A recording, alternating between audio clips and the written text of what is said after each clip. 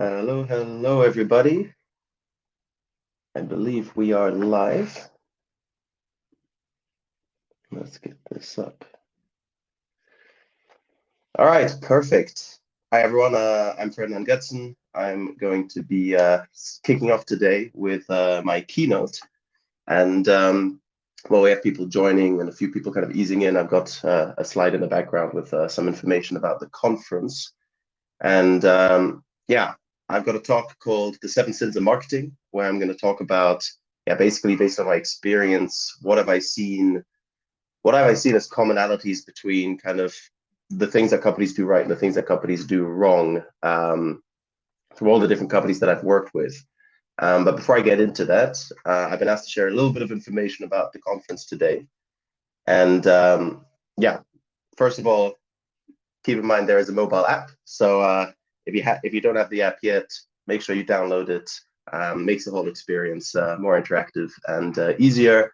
Make sure that you bookmark the talks that you want to hear. After this one, there's going to be a lot of really cool talks. So if you want to make sure that you're aware of what's coming when, make sure you bookmark those, fill out your profile, network with other people.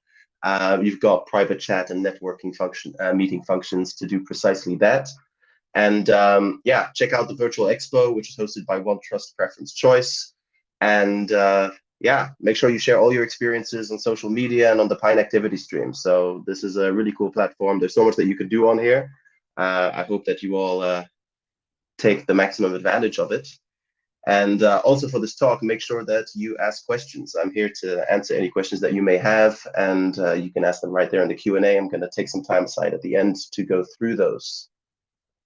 All right, now to get into it, the talk I'm giving today is the seven sins of marketing and how teams who avoid them succeed.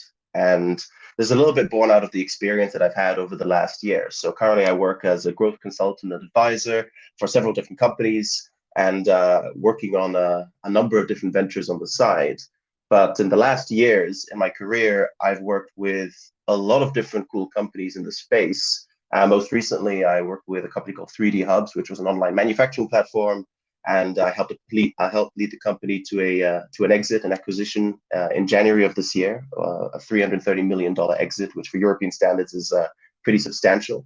Before that, I worked as the CMO at a company called Recruity, which is an online recruitment platform, which was a very opposite story in the sense that 3D Hubs was a very highly funded company with big investors, VC capital, whereas Recruity was very bootstrapped, but still growing really rapidly. So we grew 400% in 2 years, and that company also exited this year. And before that, I got to work with hundreds of different kinds of companies when I was the lead trainer and growth marketer at Growth Tribe, the Growth Tribe Academy, which is one of the biggest marketing training companies in the world, and especially here in Europe. So I had the chance to work with all of these different companies in all kind of different industries, different disciplines, different types of companies, different types of teams, different resources, funding capabilities. And what I realized after a while, so after almost a decade of working with these companies, I saw that there are, there are always going to be hacks, and there are always going to be tricks, and there are always going to be, there's always going to be 5,000 blog articles telling you exactly the same content strategy and 5,000 blog articles telling you exactly the same way to do SEO. And you can learn a lot of marketing just by going online, and you can learn even more marketing just by doing. But there's something that experienced marketers have, and what they have in common is usually just this experience of making mistakes, going through the rounds, and just seeing what works and what doesn't work. And eventually you develop kind of an instinct. And that doesn't mean that data doesn't matter, of course, but you start really understanding, you start seeing trends in what makes certain companies successful and some companies not. And yeah, based on these experiences, I really wanted to create a talk that really narrows down what I think are the biggest kind of risks you can, or the biggest kind of, points of failure or success that companies meet on their track to growth. And I tried to make this as much based on first principles as possible, and really think about, hey, what really applies to every business or virtually every business. And yeah, before I get into it, if you ever have any questions about what I do, feel free to reach out to me. My website's ferdinandgoetzen.com. You can always check out what I do there. And yeah, let's get straight into it, because the very first sin that I see companies make is budget wasting. Budget wasting is the ultimate the ultimate marketing sin. And usually it looks a little bit like this. Traditionally, what you see is companies, they have a big budget and they do what I kind of call pay and pray. You essentially spend a lot of money and then you hope that it works. And this was an even bigger problem about 5, 6, 7 years ago than it is now, but you still see a lot of companies do it today. Founder comes with a gut feeling, 5, 10,000 euros get invested, and it doesn't work, and everyone's sitting there like, what the hell do we just do? Whereas ideally, what you should be doing is experimenting, and you should be testing and validating things before you really scale your budgets. And you should, instead of spending a lot, you should spend wisely. I think that's really the key. So ideally, a scaling growth budget, this is something we used to preach at Growth Drive a lot, should look something a little bit more like here on the right, where you start with a small budget, you see if something works, and then you scale the budget as you go. Now, those of you who work in more bootstrap companies, early stage startups, you're probably sitting there going like, hey, we do this anyways. That's because a lot of bootstrap companies have to do this. You don't have the choice. You can't afford to spend a lot of money on things that might not work. But especially bigger companies, more in the corporate sphere, I think there's a huge opportunity to really pick up on this and make sure that instead of just spending and hoping that things work, that you start small and scale that spend as you go. And the way you do that is through experimentation. Now, I'm sure you've all seen this kind of growth experimentation loop, where you set goals, you come up with ideas, you prioritize, you test, you analyze, and then you kind of rinse, repeat. I think one thing that a lot of experimentation frameworks get wrong is this idea that it's always a constant loop. I think experimentation has become a little bit of a vanity metric in the sense that people, I hear growth marketers say, yeah, we run 100 experiments per month. That's not really what you should be aiming for, because if you run 2 experiments and they're both successful, then you're doing an amazing job. You should only experiment as much as you need to in order to hit the goals that you're trying to reach. If you're hitting your goals too easily, you need to set your goals higher. So I much more prefer to look at experimentation as this linear thing, where you set a goal, you come up with ideas. It's exactly the same process, but when something works, you actually have to scale it. And that brings us back to this budget idea, which is a lot of companies, they experiment and things work, and then they just kind of let them swim around for a while. Whereas you should really, instead of jumping into the next experiment, focus on scaling the thing that worked. That's really, really important. It's also important to keep in mind that spending wisely does not mean not spending. So there's a difference between saving money and wasting budget. There was this big quote by Henry Ford, which is, whoever stops advertising to save money is like stopping a clock to save time. It doesn't actually work. So this isn't about doing less. It isn't about doing less ads, doing less paid promotions. That's really not the key. The key is to spend wisely. Put your money where you really see the impact, and always try to validate the assumptions. If you can validate them with really concrete data, that's great. If you can't validate them with concrete data because you don't have the attribution, you don't have the data, then try to validate it in different ways. Talk to your customers, do customer interviews, try to get early indicators or soft indicators of success. I think that's really, really key. Now, of course, data is super, super important, but that also kind of brings me to the second sin. Now, back in the day when I would be talking about these kind of mistakes, I would say, not being data driven was a big problem. That companies just weren't using data enough. What I found over the last half decade is that that's changed. Companies are way more data driven than they used to be, and they're way better at making decisions based on data than they used to be. But what I found now very often, especially when I'm working with younger growth marketers, is people starting to fall on the other end of the extreme, where they fall into kind of data paralysis or analysis paralysis. And this is something that I see as a significant problem, because data can be tricky. First of all, there is always the trap of vanity metrics, right? So a vanity metric at the end of the day, I love this graphic here on the left, kind of summarizes it. Our marketing program is clearly successful, as shown by this graph about how awesome I think it is. Like, a vanity metric is basically a metric that boosts your vanity, but it doesn't actually reflect the goal you're trying to reach. And I think some people have these ideas that certain things are vanity metric, like, ooh, a Facebook like is a vanity metric, but it's always relative to the goal. So if your goal is to get paid customers, then almost everything before that will be a vanity metric if it doesn't have the conversion rates to the end goal you're trying to reach. So let's say you're getting 100 new trialists a month or 1,000 new trialists in your software product, and they're not converting into paid customers at all, then looking at trialists becomes a vanity metric. So it's really about making sure that you're looking at the metrics that genuinely move the needle and have an impact. So Tim Ferriss has this quote that vanity metrics are good for feeling awesome, bad for action. And I really think that's true. There's so many metrics that you need to measure out there, and you won't always have that final metric. You won't always have if you do an experiment, you're probably not going to see the number of paid customers coming out of it, especially if you have longer sales cycles. So you're going to be looking at early indicators, but you need to make sure that those early indicators are genuine indicators of success, that they are genuinely connected to the end goal that you're trying to reach. And one thing that I advise companies to do a lot, I'm not a big fan of the one metric that matters concept, but I do find that sometimes companies are trying to move too many metrics at once, and they're trying to do too many things at once. And I think that's really the core here, is that North Star metrics were built around this idea that what is the one thing that you can do that's really going to impact your business? And over the last years, I've gone kind of back and forth. I used to say the North Star metric was bullshit. Now I kind of get the value of it, in the sense that when I talk to companies who are trying to achieve 6 goals at once, I always tell them, pick one goal that you think is going to have the biggest impact and really focus on that first.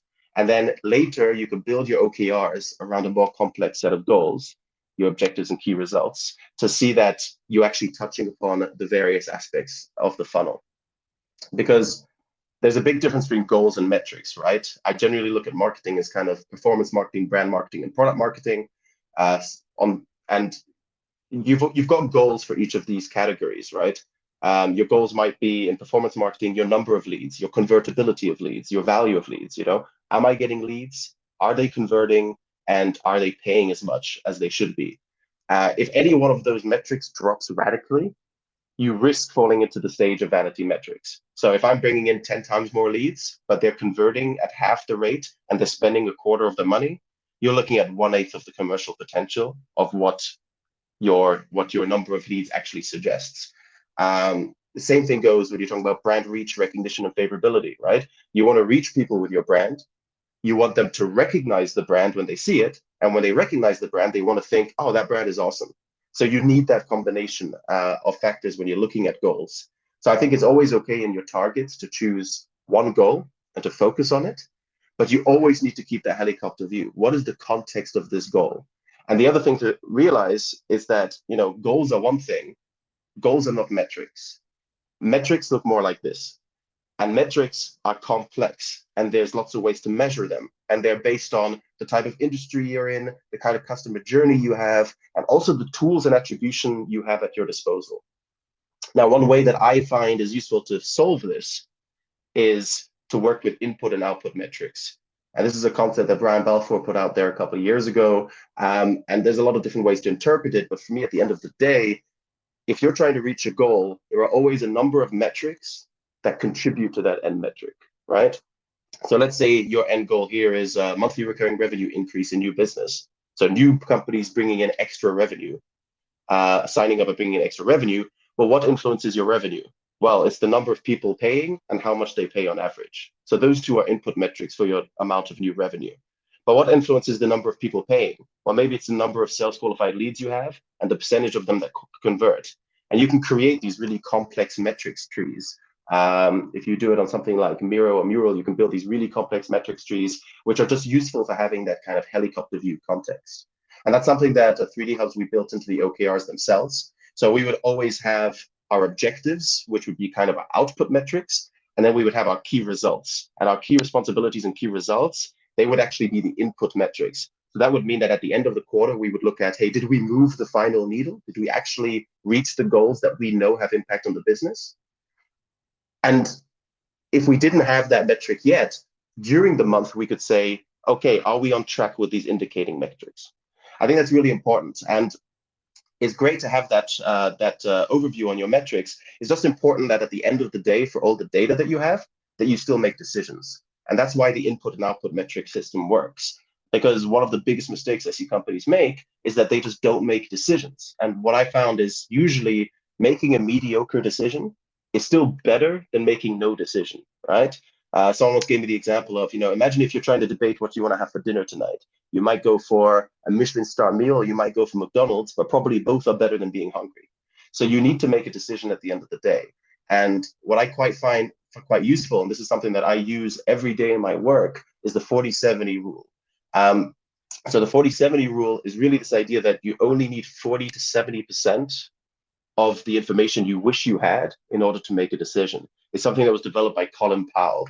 And he essentially said, yeah, if you have 40 to 70% of the information you wish you had, you can make a good decision. And I think that's really, really useful, because I think very often people are trying to nitpick for that last 2% of accurate data when, why spend 3 days doing that when you could actually ship something and see if it works?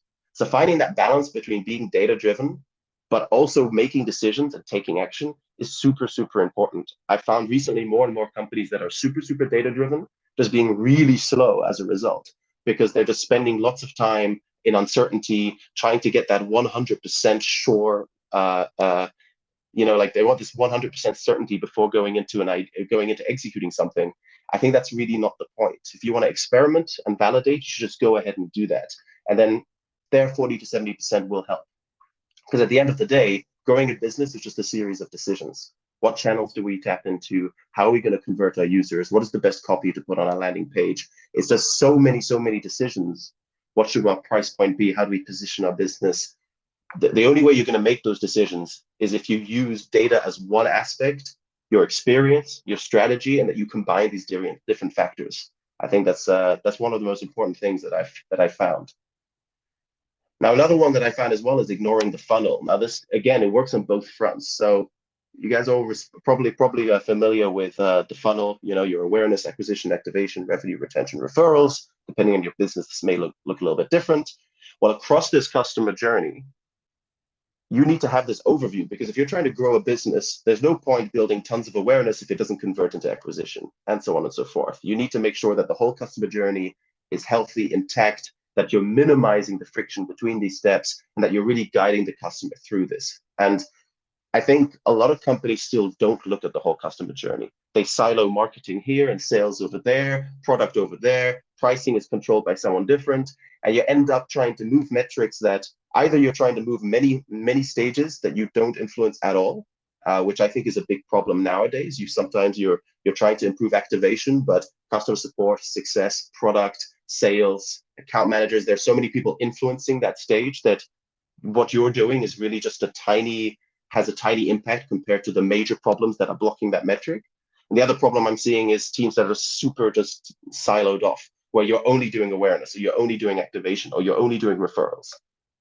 So it's important to be able to have action on the parts of the customer journey you're trying to target. But as a business, you need to have that overview. How do I drive success throughout the customer journey? Because every single stage of this funnel is complex and requires a lot of skills and requires a lot of input, right? Because if we look at growth marketing as this kind of complex combination of brand, performance, and product, well, on your brand side, there's so many things that make a good brand. And that starts with the founders, and that goes all the way down to the design decisions you make, to the kind of copy you choose, to the kind of campaigns you do. I think one of the big problems you see nowadays is every single startup looks the same. Everyone has exactly the same illustrations. Everyone has exactly the same kind of copy. It's because most people don't actually understand how to build a brand. They just know what a good brand looks like, so they just kind of copy it. Whereas the companies that are really good at branding, if you take a company like Nike, Nike has the ability to do 20 campaigns in 20 countries, which visually are completely different. And you still know that all 20 of them are Nike, and all of them still combine that essence of Nike. And the reason they can do that is because the core of their brand is super solid, and they can then scale that across different cultures and countries. And that's just one part, like performance marketing, everything from your channel marketing to your SEO, to your SEA. But even if you want to go further, really thinking about how do you acquire leads, how do you acquire customers, how do you push this forward? This is a very complex enterprise. So of course, you need to make sure that as a company, you have that overview over what you're doing. The same thing goes for product marketing, feature discovery, feature prioritization, in-app referrals. What's the point of sitting in marketing and driving hundreds of leads to your platform when none of them are getting a good onboarding? None of them are understanding the key feature values. None of them can give feedback or get responses from customer support. It's very difficult when you're in a company as a marketer and you can't have influence on those other things. So I think it's really important, if you're in a marketing or growth kind of role, to work with other departments to get that overview on the funnel, because alone you're not going to be able to do it. And I think 20 to 30% of your time as any kind of growth marketer should be getting into other people's business. And that's not very popular, and that's not going to make you the most popular person in the business always, but sometimes it's necessary for really being able to have that input and being able to say, okay, the work I'm doing now doesn't get lost down the line. I give one really specific example. At 3D Hubs, our pricing was based on an AI algorithm, right? Which means that we did not control pricing, which means that there were months when we could do whatever we wanted in marketing, if the price went up, because the market price went up, we would have less acquisition. And then suddenly our goals were acquisition, and we weren't acquiring new customers because the prices had gone up completely out of our control. So we had to start rethinking, how do we actually measure these goals? How do we actually track the right results, collaborate with other teams to grow on a holistic level? So I think that's another point that I found so important, is work with other teams to grow holistically. Now, the other thing that I find is a big challenge when you're in a company is that companies have a tendency to struggle on whether or not to outsource. So sometimes they want to outsource a lot, sometimes they don't outsource at all. I've personally always fallen on the side of don't outsource. But then again, I also know you're not always in the position to do everything in-house. In the long run, I think if you have the budget and the ability, it's always good to build things in-house. No one is ever going to really understand what you do as a business better than your team. So doing things in-house as much as possible, especially strategic things, is really crucial. But you can outsource, of course, and there are great agencies out there, and there are great freelancers, and there are great services. You just really need to think about the core things that you want to own as a business. So you want to own the strategy of what you're doing, you want to own the data, you want to own the brand, and you want to own the process. If you own those four things, you're going to be successful in the long run. You want to make sure that everything that you learn, every mistake that you make, is something that your company experiences and can use in the future. And very often when you're outsourcing things, that's not the case. Very often when you outsource things, you give them a bit of strategy. Let's say you outsource your paid advertising. That can work really well. And sometimes it's better to have a group of experts doing it rather than do it yourself. But in the long run, it's usually better to have it in-house because you learn things, you own the data, you own the brand of it. I think owning the brand of how you do your advertising is super valuable. And most importantly, you can build that into the process of your entire marketing operation. I see now that somebody asked a question if you can get a copy of these slides. And yeah, absolutely. If you get in touch with me, I'm happy to share them. By the way, if you have questions, don't hesitate to send them out. I will get on them as we go along. I'll definitely make some time at the end. But yeah, outsource as little as possible usually is what I would advise, unless you really have to, especially strategic things. Because, I mean, if you look at kind of like the marketing tech landscape, the amount of tools that were available. So in 2011, there's about 150 MarTech tools available. 2018, that's 7,000. And now we're looking at way above 15,000. There's so many tools out there that help you do the job yourself. Now, tools are not a solution to everything. A tool is not going to make you a designer. It's not going to make you a developer. That's really not the case. But tools combined with experts can help you scale. So for example, having your designers create templates on Canva that your social media reps can then use more rapidly so that you have brand consistent designs without the effort of always involving a designer in every single project. That's an example of how you can actually scale internally with a tool. And there's a lot of different examples of this. And it's really, really important because at the end of the day, if you outsource a lot, you also don't build the skills you need internally. And if you're building teams for growth that are holistically, relevant, and this is kind of how I would always do it. I always try to have a team that's focused on brand, a team focused on performance, and a team focused on product, and they collaborate together for a holistic experience, also with other departments. That's when you have the best results. And that's why you need to make sure that you're building those skills and honing them within your business. And that's what I found is the biggest risk of outsourcing. And I've had these situations where outsourcing would have been easier. And I'm not saying that all of you who work for agencies, I don't want to shit on outsourcing too much. I've worked for agencies myself. I'm technically a consultant now, so it's a form of outsourcing. It can work, it can be valuable. But I think companies should always be really critical with themselves on whether it's not better to build in-house capabilities. Because when you look at the kind of skills that matter for growth, this is a matrix I created called the growth marketing skills matrix. There's a lot of different skills you need to be successful as a growth marketer, right? There are foundational skills of understanding your company, your OKRs, understanding your positioning. There's things very relevant to your company. What is your brand, right? How does your product work? Then there are specializations within marketing, everything from SEO to SEA to product marketing that become very, very specialized. And then there's the strategic things you need to know. Do you understand your company's strategy? Do you know how you're trying to tap into the market? Are you doing a down market play or an up market play? How do you differentiate yourself from the competitors? There's this whole mix of skills. And I think if you build a good team, you can teach them these skills. Now, the thing with specializations, of course, is no one's going to be a specialist at everything, right? You can be good at one or two of these things, or you can be quite good at a number of these things. As you grow as a business, you're going to find you need more specialists and less generalists. If you're early stage company, generalists are going to be more valuable in the sense that you can tap into a lot of things at once. But one of the things that I find is when you outsource a lot of strategic things, is that foundational, that company, and that strategic kind of layers, those three layers of skills are really hard to give an agency, right? An agency has lots of clients. They're dealing with a lot of cases at once. You're not going to give them that true passion for your brand or that true passion for your strategy. And you're not going to be able to, when digging into your negative keywords in Google Ads, be able to really exclude the things that aren't relevant to your industry, simply because an outsourced agent won't know the same context as you do internally. So it's always good to think about, is this very strategic? And if so, can I build this in-house? That might be a bit slower at the start sometimes, but the learnings you gather help you accelerate faster throughout time.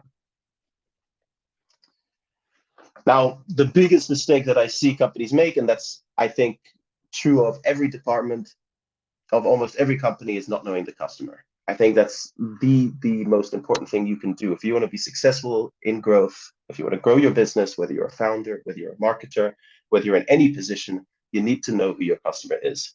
That's super, super, super important. And there's this great quote by Brian Eisenberg, which is, our jobs as marketers are to understand how the customer wants to buy and to help them to do so. And I think understanding your customer is the most important thing you can do. And I think, I recently did an interview with heads of product, heads of sales, heads of marketing, and 9 out of 10 say that understanding your customer is important. 9 out of 10 say it's the most important thing. And 6 out of 10 say that they actually know no, 4 out of 10 say they actually know their customer as well as they would like. So it's one of those things where the difficult things in life is not when people disagree with you. If you're convincing, you can always convince people otherwise. The difficult thing is when everyone agrees, but then doesn't do it. And I'm sure you can all relate to this. When you have an idea and someone says, yeah, that's great, and then doesn't think about it or do it or doesn't act in agreement ever. And that's kind of what happens with customer research and customer knowledge. Everyone says, yeah, you've got to know your customer. But the truth is most companies don't. They just don't, because they don't invest enough time into it. It's not an immediate gratification. Knowing your customer doesn't give you automatic new money. You have to actually implement those learnings. But what I find is a lot of companies, they're focused on, I find early stage companies with 8 employees trying to build the most complex events-based tracking setup ever with Mixpanel, when you should just talk to 5 customers and understand who those customers are. Know them, talk to them, know them inside out, because that's going to give you way more insights than a super statistically insignificant sample data of like 20 users from last week. Of course, hard data is really important. I'm not saying it isn't, but knowing your customers is even more important. And I'll give an example. Most companies do this. Now, this is where I hate my life for online events, because I'd love to sit in a whole room with all of you and say, raise your hand if you have personas. Unfortunately, that's not something we can emulate here.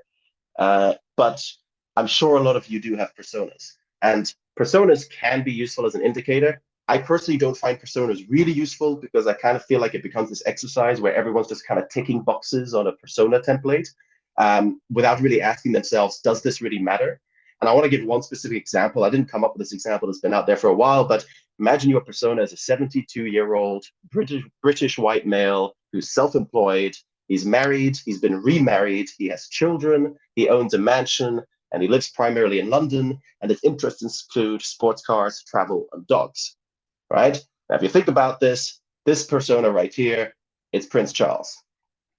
Prince Charles fits these perfectly, and I think that's great. 72-year-old white male living in Britain. The problem is that this exact description also fits Ozzy Osbourne, and Ozzy Osbourne and Prince Charles have nothing in common. They have maybe their need for prostate medication given their age, but other than that, there's very, very little that these two guys have in common. And when you're trying to sell a product, there's not going to be too many products that you're going to sell to both Ozzy Osbourne and Prince Charles. I can't imagine Prince Charles wearing those glasses, for example, or that hair. So I find that like personas can be useful when done well, but the reality is you don't really care, if they're 72 and like Snickers or not. It's not super, super useful always. And it might be, of course, if you're selling chocolate bars, but most of the time the information we put into our personas simply do not reflect a decision or an action you might take. And I think before you do anything ever, you should always ask yourself, after I go into this meeting or I have this discussion or I dive into this data, which decisions am I likely to make and which decisions are likely to be affected by this.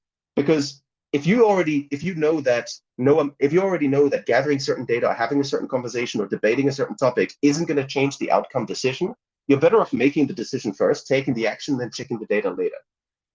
And I think the key here is that when it comes to personas, of course, you want to know some demographic information, right? If you're selling, things that are for, men above the age of 72, like if you are selling prostate medication, then this is going to be super, super useful. Probably living in a mansion doesn't become relevant anymore. Living in London, probably neither. The fact that they like travel and dogs probably doesn't matter either. So you need to start asking yourself, do I actually know the customer in a way that is relevant to what I'm trying to offer? And I think a good way to do that is to look at something called the jobs to be done. And I don't have too much time to go into this now, so feel free to Google it if you're not familiar with it. But it's really less about who they are and more about what is it they're trying to do and why is that relevant to the product you're offering. And I think a nice way to look into the jobs to be done is called the four forces. Now, four forces analysis, it's relies on the idea that there's usually a current solution and there's a new solution. And your product or your service is the new solution. And you're trying to drive people from whatever they're doing right now to doing whatever you're offering, whether that's software, whether that's real estate, no matter what your product is or your service is, right? Whether you're a gardener, you want them to go from whatever their solution right now is to whatever solution you're currently offering. So you have business as usual, and then you have a new behavior. And now usually there are things that push a user to a new solution and that pull a user to a new solution. And then there are push-pull effects that go the other way, that keep the user on the current solution, on their old solution, or prevent them from leaving their old solution. And we call this the push of the situation.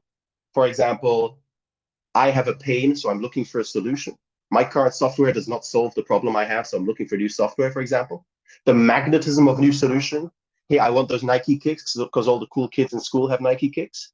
And then it goes the other way around. The habit of the present.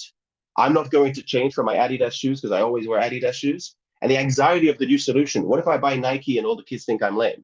There's so many different things that can push and pull you towards your current and your new solution that you need to be aware of these things. You need to be aware that some companies might not move to your solution because a habit of the present might be the integrations that they have with the other platforms within their tool stack. No matter what the product, I think it's a good exercise for all of you to do. Think about your product and think about any customer or any non-customer. What are they currently doing instead of using your product? What is keeping them there, and what might drive them to you? And what I like to suggest is to talk to 20 people, 30 people, and I make half of them your customers and half of them people who aren't your customers. This is the other thing. Only talking to your customers creates a bias towards people who already chose you. So talk to also people who didn't choose you and ask these questions. Understand what were they doing before? What drove them to you in the first place? What keeps them going from going to you? And what are they worried about in choosing your product? And beyond these dynamics, just understand how people buy. Now, again, if we were all together, I would do this way more interactively. But if I ask you all to, if you were all coming here, I live here in Amsterdam. If you were all coming to Amsterdam and I said, hey, let's meet for pizza. By the way, if you don't pick the best pizza place, I'll be really cranky and angry. And I asked you to research the best pizza place, you're all going to take a similar approach. You're going to Google it. You're going to then check. You're going to then cross-reference with TripAdvisor or Little Black Book or you're basically going to look at different websites that you see as trust factors, and you're going to compare. And usually every customer buys the same way. They're triggered by a problem, right? In this case, I'm hungry and I want pizza. They explore potential solutions. Back in the day, you'd go to your local market and you'd ask your friends, and basically everything was driven by word of mouth and referrals and availability. Nowadays, we have less friends, especially during lockdown. So our best friends Google, and our second best friends YouTube, and our third best friends all these other sites that we look for solutions on. So what you'll do is you'll Google it, you'll check on Google Maps reviews, you'll then go on TripAdvisor or Yelp or something, and then you'll start looking at 3 or 4 different websites. Same as when you're buying headphones, you'll look at your favorite YouTuber, you'll look at tweakers, whatever. And then what you do is you have the trigger, you explore your option, you then shortlist, you say, okay, cool, I've looked at 100 different solutions, these 3 are the best. And then you compare, and then you decide. And depending on the industry you're in and depending on the product, this might look a little bit different, but broadly speaking, it's the same process. You trigger, you explore, you shortlist, and then you compare the shortlist, and then you decide. Now, one example of how this can actually translate into a practical marketing strategy is SEO. We always focus on getting our page ranking top of the page for SEO. So we'll, like with Recruity, we'd be like, okay, we want to be page one for recruitment software and Recruity, but we also want to be on page one for the compare stage, Recruity versus Home Run, Recruity versus Workable, Recruity versus Lever.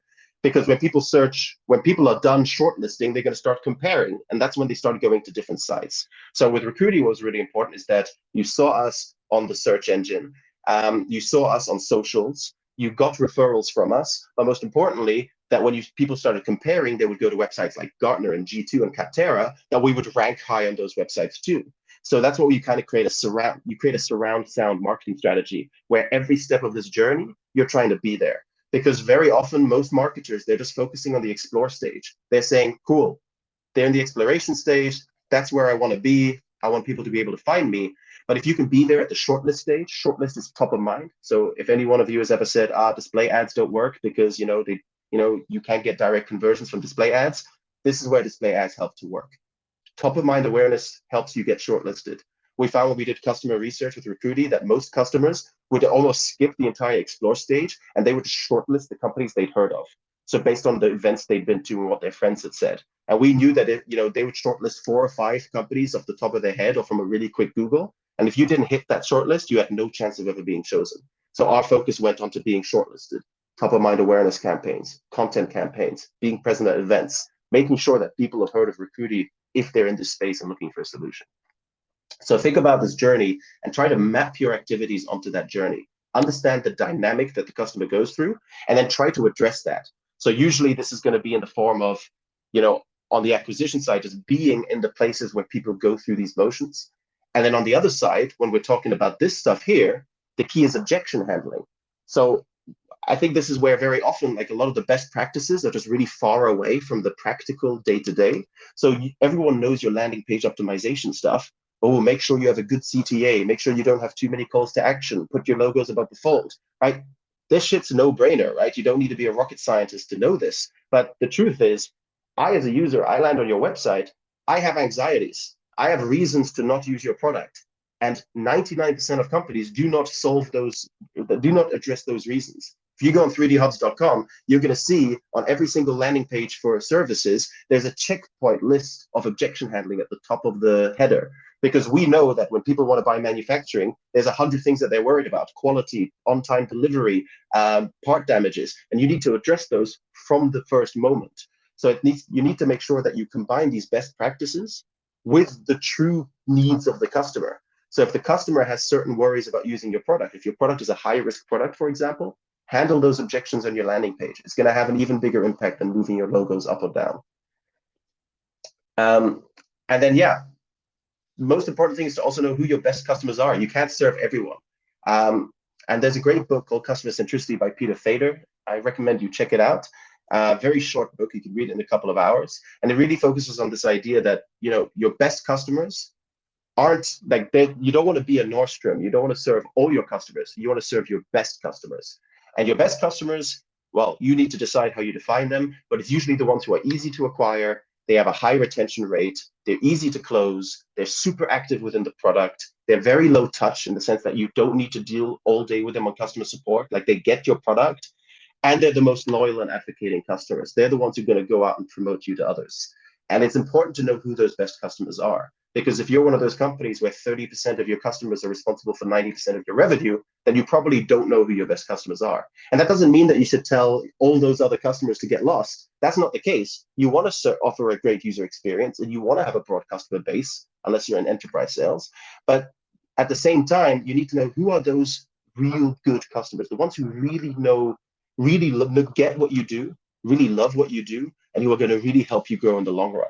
Because the really successful companies like Nike, companies like Apple, they're the ones who really get this. Who are our best customers, and how do we serve them? And I think one last thing, knowing your customers, knowledge doesn't equal empathy. And I think this is really important. I always make everyone on my team talk to customers if I can. It's really, really important, because knowing who your customer is not the same as empathizing with your customer. And this is why secondhand customer knowledge is never as useful as firsthand customer knowledge. So I can do 25 interviews, summarize that data and share that with you. And that will give you useful insights, but it's not the same as if you do 5 interviews yourself, because that's when you really start to understand the customer. This is why I look forward to events, hopefully coming back one day, because that was a great way to talk to people in the industry and build that customer empathy. And if you know who your very best customers are, and you know how they search, and you know what it is that drives them to or away from your product, and you really get them, you are 10 times more ready to do all of the other stuff to grow once you got this foundation in place. So I would say this is the most important one. And that then goes hand in hand with number 6, which is a lot of companies just don't create enough value. Right? Grammatically correct content is not good content. We live in a world now where people think if they can string 3 sentences together, that's a great piece of content. Or if it's 20 pages long, it's a great piece of content. Now, a great piece of content is the one that somebody sits at the pub in the evening and talks about work because they read this great article. That's a great piece of content. Where they say, you have to read this. It really changed my way of thinking about things. And I think creating value, whether that's through your content, your brand, your product, or any of your activities, is the most fundamental thing you can do. Now, this quote here is kind of ironic because I think Facebook is a shitty product and I don't use it. But there was a great quote by the VP of growth at Facebook a few years back, which is, if you don't have a great product, there's no point in executing well on growing it because it won't grow. You need to have a great product. Super, super important. I understand that some of you might not be in a position where the company you work for, where you have influence on the product. If you can choose, always choose a company with a great product. If you can create more value, always create more value. Because at the end of the day, marketing is all about creating the most value, knowing who wants that value, and getting that value to them. If you combine that, you're going to be successful. That's, of course, way more complex in practice than it is on paper, but it's important to know that. And this is something that all the companies I've always worked for are focused on, which is a great user experience, providing value in everything that we do, in every single way that we can do, and make sure that we're always at the top of our game. And if you don't have that influence on the product, and let's be honest, every product looks better on the surface than it is. Every founder overestimates how good their product is. You always think the product you're working with is better than it actually is, and you always think other products in the market are less good than they actually are. But how you create value beyond that also matters. So if that's by creating reports and guides, whether that's creating webinars, whether that's offering, what with recruiting, we did this thing called the Talent 10, where we named 10 best recruiters in Europe. These are the kind of things that create value for the community, and they create value beyond your product. These are the things that you do control. And if you can control the value of the product you create, even better. Because if you can create the most value, you can be successful. Now, a lot of people are going to tell you a great piece of content won't promote itself. A great product won't promote itself. And that's true a lot of the time. But a great product with great promotion is going to do a hell of a lot better than a shitty product with great promotion. So get your foundations right, know your customer, get the right product, create value around that product, and then everything else will follow more easily when you do it. And now the last one, and then I hope you got some questions. I see a couple of questions already rolling in, and I'm going to address them. The last one, and I think this is the biggest problem today in the kind of world of marketing and growth, is we live in this world of kind of growth hacking. And growth hacking, I'm sure you've all heard it. It was kind of pushed by Sean Ellis. And I've had a chat with Sean, and he even says openly, like, yeah, I'm not too fond of the word growth hacking anymore. It means something different in America than it does in Europe. And it's just changed over years. The problem is you can't hack growth. Like, that's the reality. There's no hack to growth. It's like the, lose weight quick. It doesn't work, right? If lose weight quick worked, we'd all do it, right? Same thing with hacking growth. If you could just hack it, everybody would do it. The truth is, you want to move fast, and there are a lot of mindsets around growth hacking that are really relevant, and using tools and experimenting and a lot of stuff that it put in the forefront. But one of the downsides of this whole movement is that people think very short term. And there's a big difference between growing a business and gaining traction for a business. That's very, very different, because you can get traction. You can get a lot of people to your website and a lot of people looking at your stuff and saying, hey, that's really cool. And you can build some momentum. But building a company that grows sustainably in the long run is a whole different ballgame. So you can't experiment your way to long-term success alone, for example. You don't, like, experimenting without a strategy doesn't make much sense, for example. And also, what are you going to experiment on? When are you going to experiment? What are you trying to validate? These things have to really work in unison. That's really fundamental to being successful. And I think this is always a bit corny to use really old quotes, but I like this one by Sun Tzu, which is, strategy without tactics is the slowest route to victory, and tactics without strategy is the noise before defeat. So if you can have a great strategy, but if you're not acting on it well, it's going to be really, really hard to be successful. But if you're just acting without any kind of strategy, then you need to be really lucky to be doing the right things. And I think a good way to think about this is looking at the difference between strategy, tactics, and execution. The way I like to look at it is strategy is doing the right things. Am I doing the right things? Now, in growth, this can mean a lot of things. If you're only looking at acquisition, am I looking at the right? Am I taking the right approach to channels? Am I following the customer journey well? Do I have the right kind of automation set up? Is automation the right way to go? Do I want to capture market share through top of mind awareness campaigns? This is generally like, what is my strategy? How am I tackling this market? And if you have a good strategy, it means you'll be doing the right things. Tactics is doing things right. So you can have an idea of how you want to approach this market. You then need to make sure that you approach it the right way. That you say, okay, I think the strategy is capturing market share, capturing top of mind awareness share, something like that. Okay, tactics, how am I going to do that? Is that through content? Is that through YouTube ads? Is that through display advertising? Is that through branded search? How am I going to do this? And how am I going to do it right? Right? You can say, hey, I want to dominate I want to educate the market. My strategy is to educate the market. Cool. How am I going to do that? Content. Okay, cool. What kind of content do I need to create? And what quality does it need to have? And how does it need to look? And how does it need to be distributed in order to really successfully implement this idea of educating the market, right? Because if I write the 500th guide on how to write good copy that everyone's read 1,000 times before, that's not going to educate the market any more than the others. So what am I going to do different? How is that going to be done right? And then finally, execution, which is getting things done. Am I actually implementing these things, or am I getting stuck in 1,000 things to do and never really getting to it? And I think it's important to have that sequence. Am I doing the right things? Do I know how to do them right? And am I actually getting them done? And this is basically all of these 7 points, these kind of 7 sins of marketing.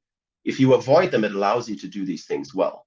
It allows you to build a good strategy based on creating value and understanding your customers. It allows you to do things right by having the right skills, only outsourcing where necessary, and help you execute and get things done by prioritizing well and making decisions and not getting caught in analysis paralysis. And I give one last little tidbit here, which is at the end of the day, marketing is not that complicated. And that's because something is simple doesn't mean it's not easy. But if you really think about it, there's this great article by Andrew Chen, feel free to look it up, but this summarizes it. There's only like 5 channels that really scale. You have paid acquisition, you have referrals and virality, you have SEO, you have outbound sales, and then some of you might have that little nugget channel that works for you. Some of you might be events, for some of you it might be something else, partnerships. But the truth is, there's not 1,000 different channels out there. This idea that there's a million channels is a myth, right? And if you've set up a Facebook ad before, you read 3 articles, you can set up a Google ad and a Quora ad and an Instagram ad. It's not that complicated at the end of the day. The key is that you have a strategy above this, and what am I trying to do? How am I going to do it? And am I actually getting it done? And when you tie those things together, that's when you get really on the path of success. And usually companies go through this journey where first they're trying to get things done.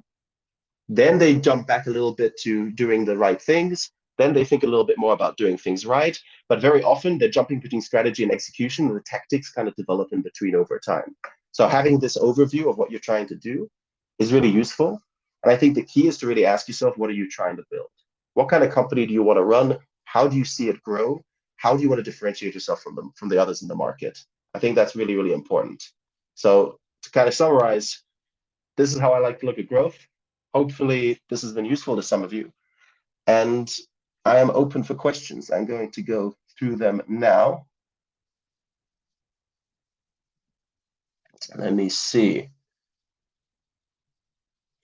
Somebody asked if the example of my persona isn't the example a little superficial. The info and alias is usually deeper and more accurate. From P. Hey, P.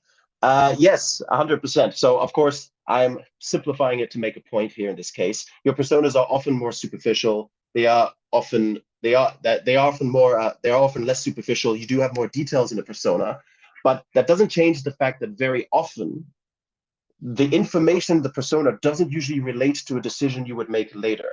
That's kind of the point I'm trying to make. Now, I just put 5 bullet points. That's not an accurate persona. A good persona, you're going to have all your different boxes and it's going to be detailed with tons more information.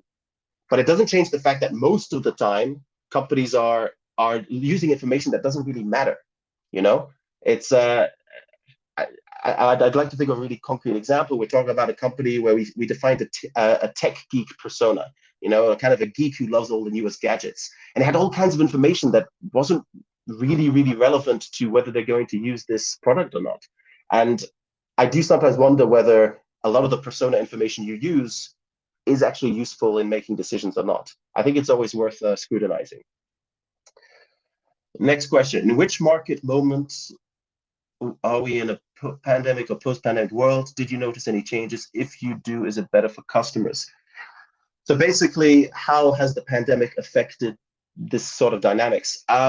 Yeah, I mean, the pandemic, it's been awful for a lot of people, but it has created, this is maybe a bit more controversial, I think creating value is super important. And I think there's a lot of really honest, valuable businesses who suffered during the pandemic unfairly, and they didn't deserve to. But there are also a lot of businesses that failed during the pandemic because they simply weren't very good businesses. I remember last year I went to Italy, and and this is a generalization, of course, but in some of the most touristy places in Italy, some of the oldest, most kind of local and most traditional restaurants, they were surviving, whereas some of the tourist traps, which didn't really make good food, and they just kind of pulled people on from the main streets, they were struggling and they were failing.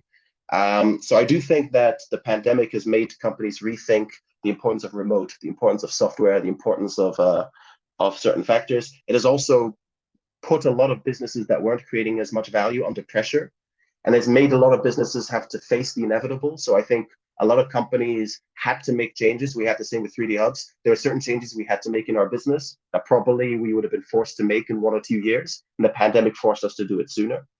So I think it's, for some companies, it probably was a reality check that they really needed. But I do think a lot of companies were also really unfairly hit, especially if they're in the travel industry and if they're in the hospitality industry. A lot of them were hit harder beyond the kind of value that they may have or may not have created.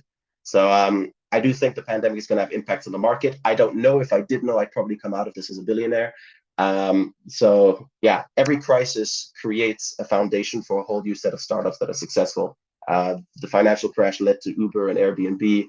I'm curious to see what comes next out of this. I do think understanding your customers and creating value is one of the learnings to take out of this, because it is ultimately how you're going to serve people in a post-pandemic world.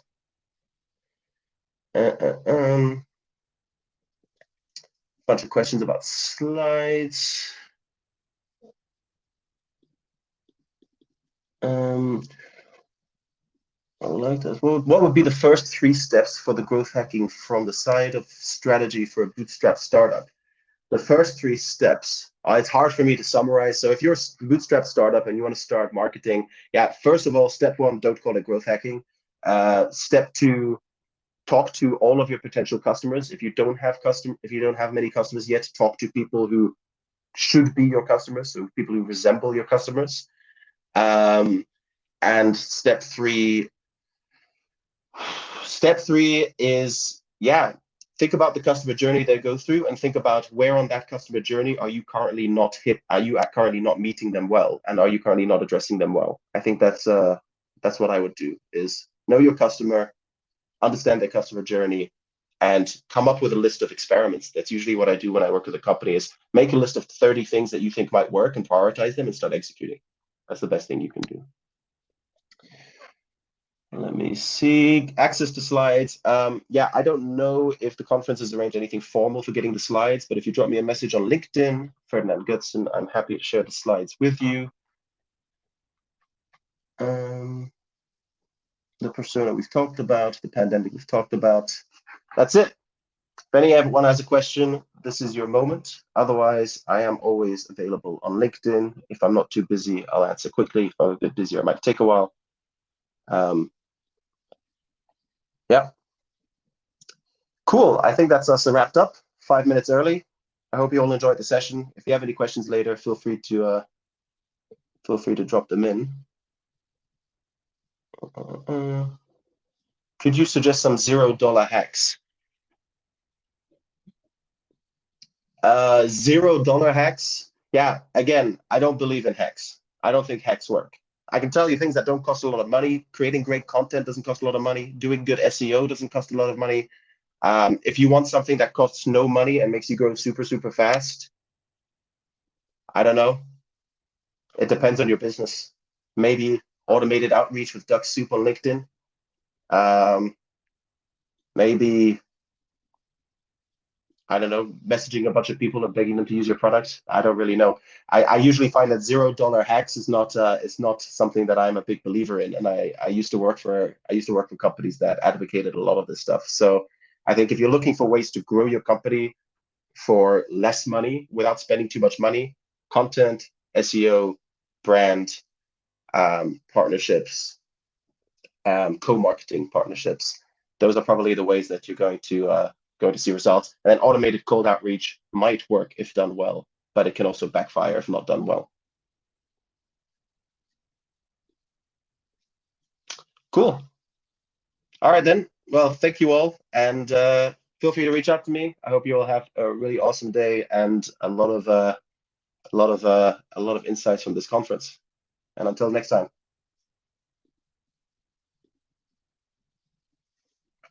Now I have to press end session and wait awkwardly for 10 seconds while this actually ends.